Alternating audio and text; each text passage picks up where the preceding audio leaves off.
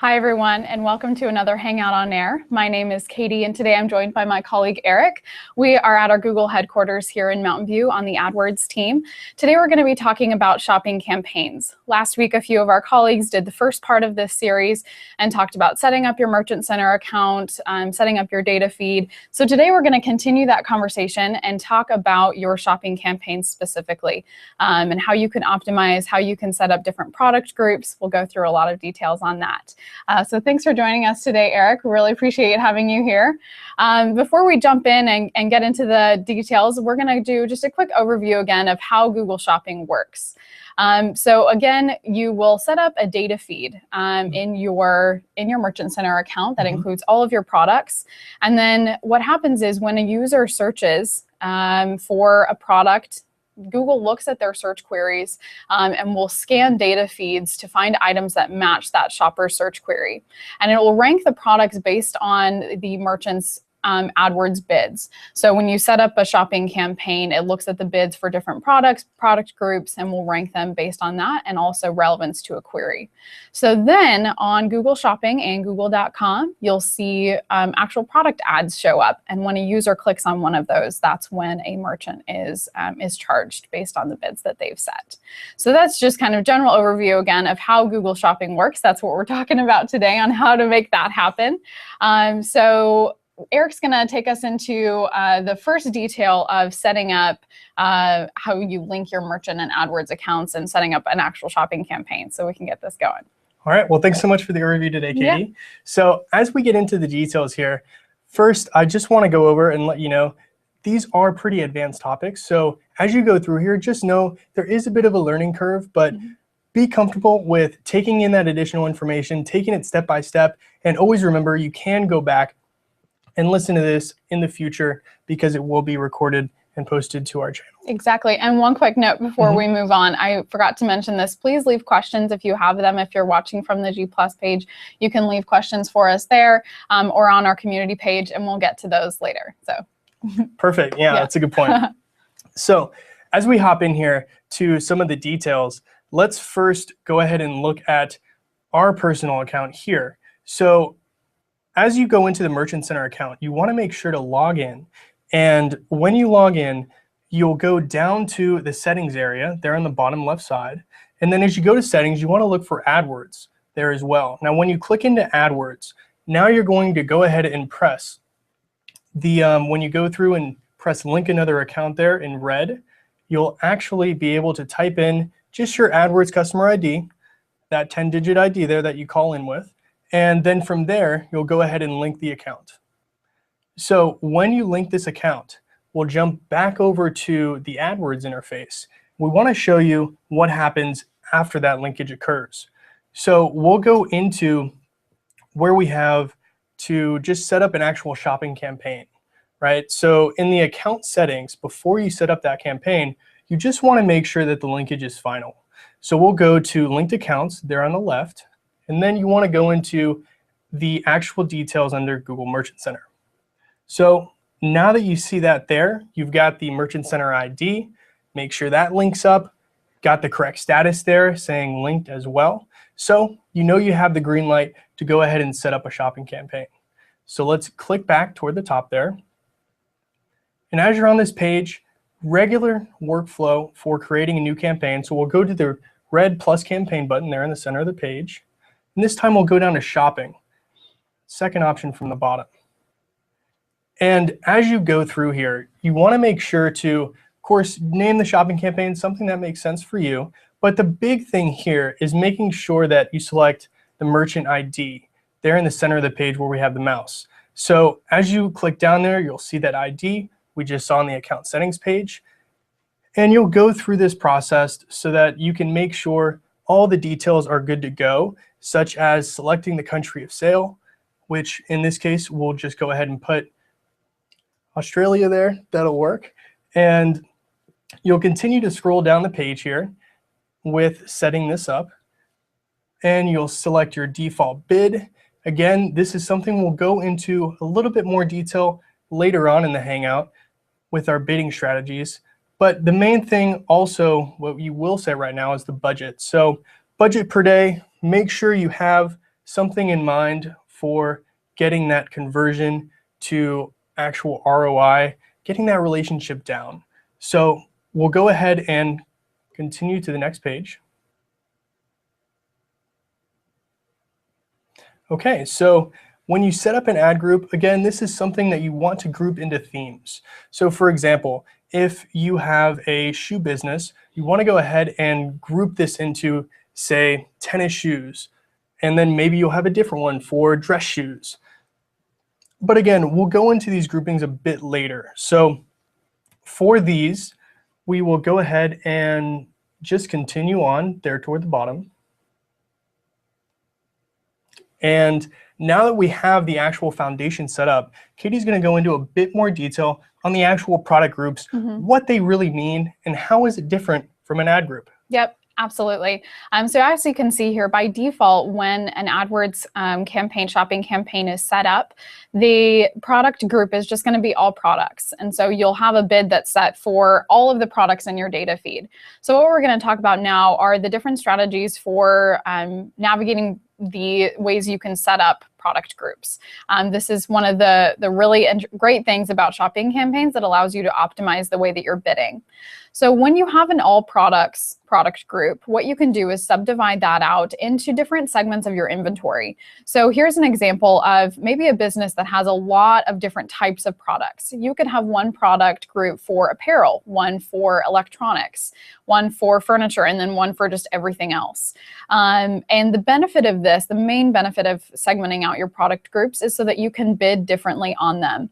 And really that is so that you can focus on products that bring more value to your business. Maybe they're at a higher price point, or maybe you sell more of them during different seasons or something like that. It allows you to have the flexibility of changing those bids. Here are the different ways that you can segment out your product groups. So the way that it works is using data from your Merchant Center feed. So you can use product type, category, brand, ID, condition, or custom labels. All of these are items in your data feed. They're different attributes that you have already designated there. And then when this syncs with AdWords, we are able to segment those product groups using these different attributes. So an example would be if you have several different brands of product that some sell more than others, or some have a higher price point than others, you could separate out different product groups by brand. And again, the main benefit of this is so that you can bid differently on them. I would say that I want to drive that home. That's the main reason that you would use different product groups. So now we'll talk a little bit about the strategies on how are you going to choose which type of product group to segment by, and the best way to do that for your business. Perfect. So let's jump in here and look at the strategy. So when you create product groups, you want to make sure to really go in with an analytical background pertaining to your business model and really how you want to measure that ROI going forward. So as we look at some of the details here, let's go ahead and just identify some of the common behaviors in most businesses that Katie and I deal with every day. So first, let's just talk about your products. Now, how do you actually look at your products from bidding on the actual brands versus the models and the product line? So going back to the shoe example, do you go through and bid higher on brand Nike, or do you go through and bid more subsequently on something within Nike? So for example, their free model, Nike Frees. So the next way that you can bid is actually via performance. So with performance, you want to make sure that you can bid on the top, maybe low performers differently. So the ones that bring in the most revenue are going to be very different from how you want to bid on the ones that bring in the least revenue. And of course, some of our more savvy clients that we deal with do a hybrid of these two. They really bid according to the actual catalog itself and the performance, really making it more of a dynamic process as they go through it.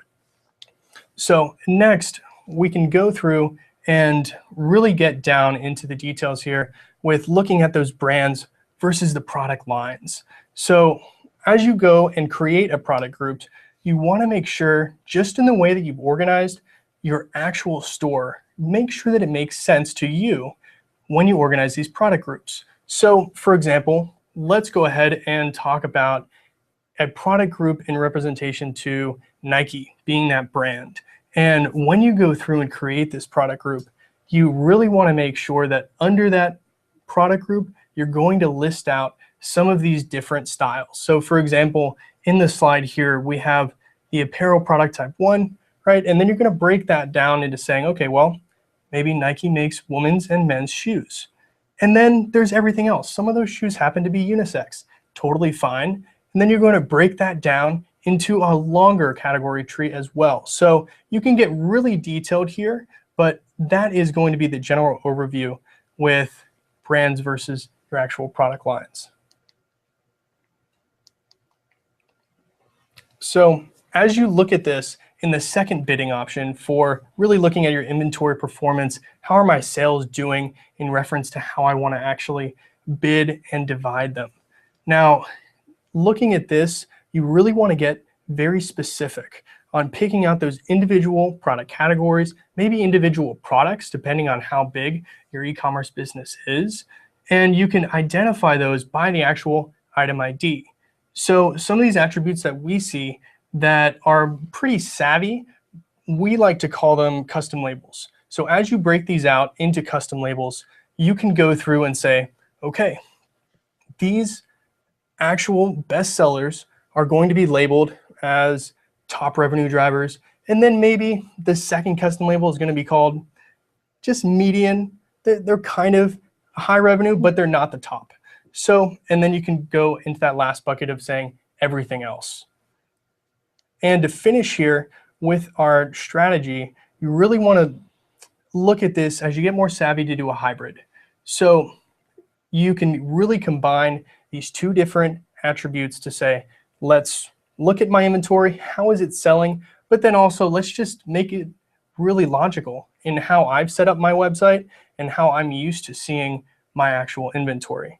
So this kind of really creates a natural transition for us to start talking about how you want to break out the actual bidding strategies. So we've gone into detail on what these product groups mean, how you really want to be thinking about them in relation to how you've set up your website.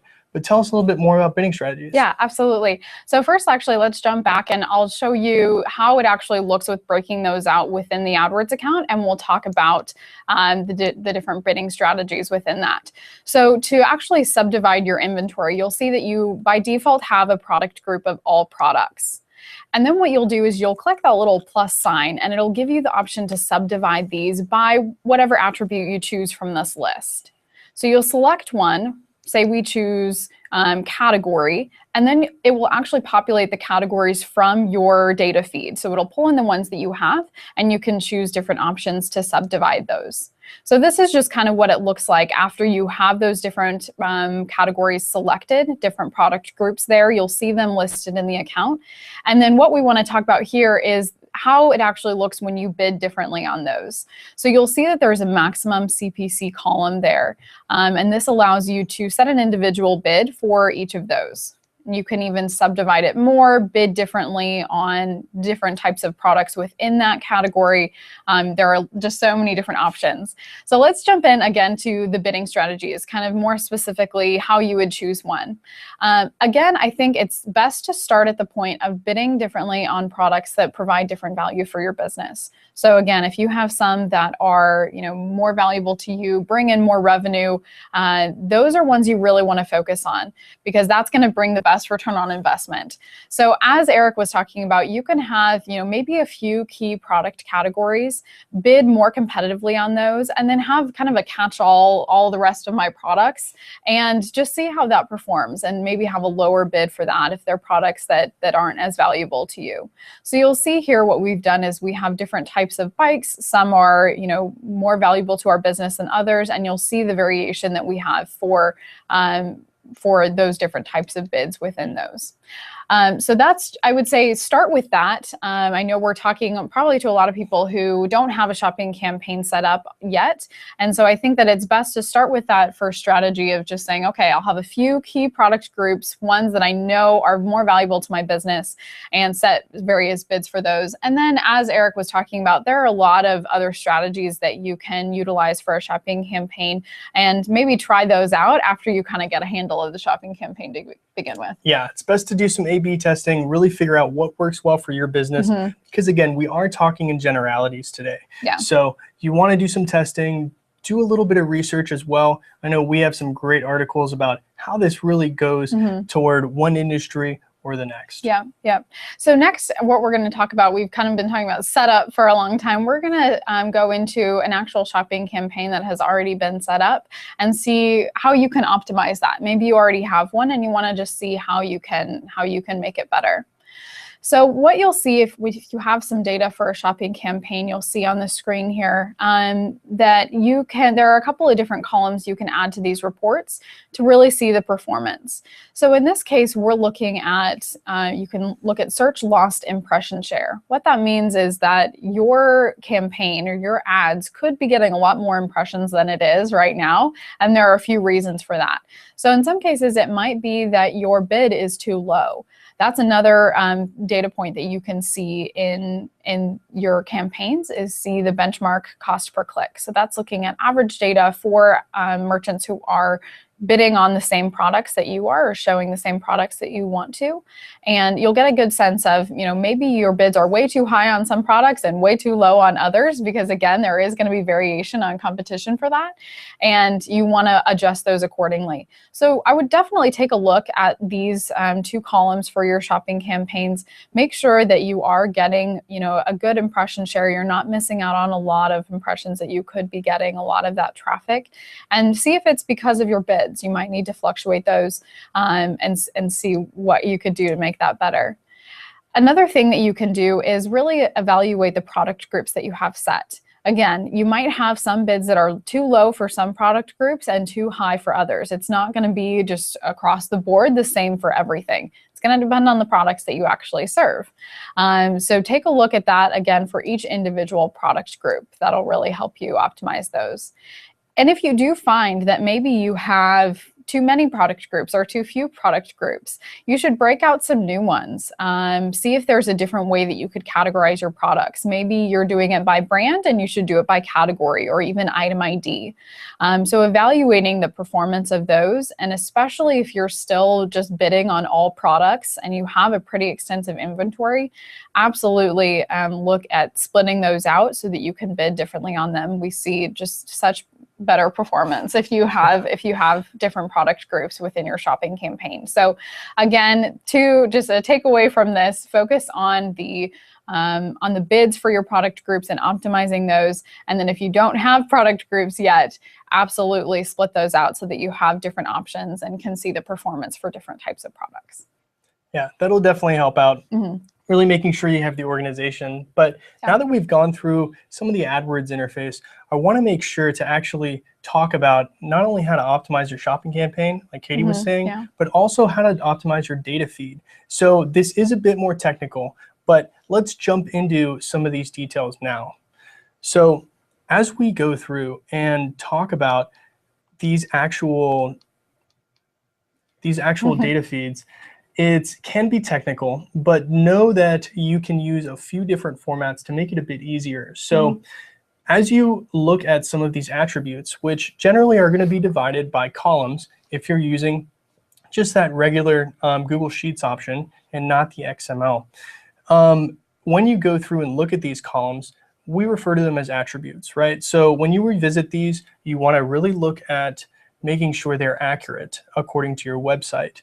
So you can optimize these and really change around what they mean to you. So rather than referring to them just as, say, the brand and just the item ID, you can really get a bit more granular and look at something that says, okay, what's the condition here?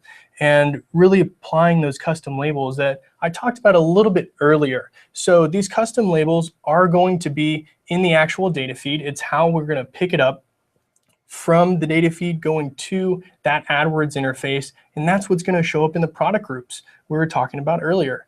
So as you go through and look at these attributes, you really want to get into detail on how to create them. So when you look at these product types, right, you want to go through and make sure that these categories assigned to particular products really have an existing taxonomy really that you use on your website already. So for example, if you go to the top of most e-commerce sites, they'll have a general category, so shoes for example, and then they'll break that down and they'll say, okay, men's shoes, women's shoes, running shoes. What does that really mean? So in these apparel examples that we have here, you'll see how some of those logical taxonomies work out. And the good thing is we actually have a template online that you can go through and look at hundreds, maybe even thousands of different example categories. So that's really, really helpful to run through. Yeah. Now, as we go through and continue to look at these product categories, you really want to look at the difference between that product type and the actual category, right? So as you look at this, you're going to start again with that standard classification, but that doesn't mean that you can't customize it for your own business. So as you look through here, you want to make sure that you don't just take everything verbatim from your website, because it has to make sense as people are going through and actually searching on Google, right? So this means making sure that things like your title, description, your price, and then really looking right now at product category. Make sure those categories make sense, and it's a logical way of thinking from big to small, or most general to most specific. So using these actual custom labels for certain values is really important too, right? So if you're looking at something that's more seasonal, so say for example, you sell certain things in the fall, like jackets, and you sell shorts in the summer, right? But you're not really going to mix those up. So you want to make sure to apply custom labels that make sense and really go along with that kind of taxonomy. So that's one example of how using custom labels can really work to your advantage and actually help you to say, well, let's just turn off this custom label with an AdWords. That doesn't make sense to run right now. We're in the fall, winter time.